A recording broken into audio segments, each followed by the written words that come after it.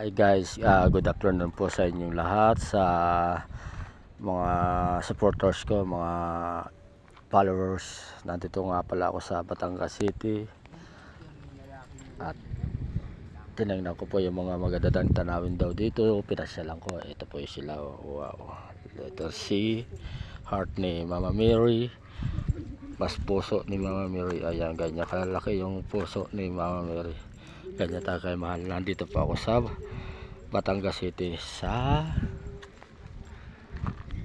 dagat. Ayan o, kung nakikita nyo guys, yan o, ayan guys, sobrang ano nya, sobrang lawak. At ginagabayan po tayo ng ating mahal na ina mula sa Batangas City. Ito po siya ngayon. Ayan, sobrang laki nya. Sumasalo po siya ng biyaya para sa ating bansa dito sa Pilipinas. Ayan, kung nakikita niya guys, ayan, huwag na kayong matubili mag-follow, mag-share, mag-comment. Follow na kayo hanggat maaga pa. Yung hindi pa nakakapunta dito nyo na manonood sa sa aking pinopost para sa inyo. Ayan, yan guys, kung nakikita niyan, ayan ang mga pasyalan ng mga tao. Ayan guys, ng mga kababayan natin Pilipino, may mga jowa o asawa man o wala. Ayan, ito po yan guys. Ayan guys, pasal muna ako guys, ikutin ko muna ito para sa ating pagbibideo, para sa makanood lamang yung magandang view ang mga aking mga followers. At nais ko sana i-share sa inyo lahat to para at least nanonood din nyo naman. Yan, kung nakikita nyan, sobrang laki nyan guys. So, yan.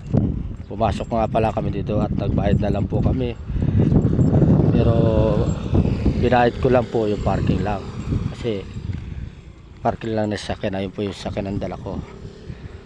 Ayan, medyo naglalakad lang po ako at gusto ko po ikutin to. Sabi nila wala daw masama mamasyal, basta nasa tamang paraan lang ang papasyal namin. Ayan guys, kung nakikita niya, ayan guys, basta naman po dito guys, napakaganda. Ayan, nakikita niya guys, dito kami sa pasyalan.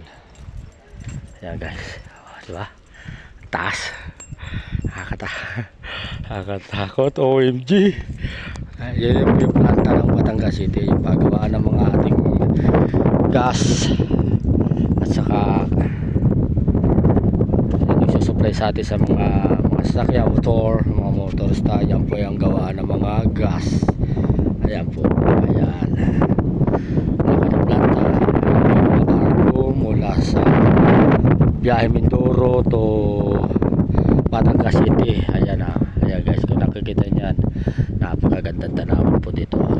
Kaharap niya po yan si Mama Mary. Ayan po, napakalaki niya. Papalinig para sa inyo. Ayan, ayan guys, napakaganda niya.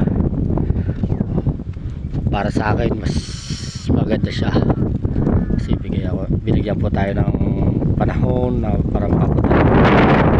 Ayan, kasi sama ng panahon kanina guys, kala ko nga hindi ako makakatuloy binigyan po tayo ni Mama Mary ng panahon na mas maganda para ako dito.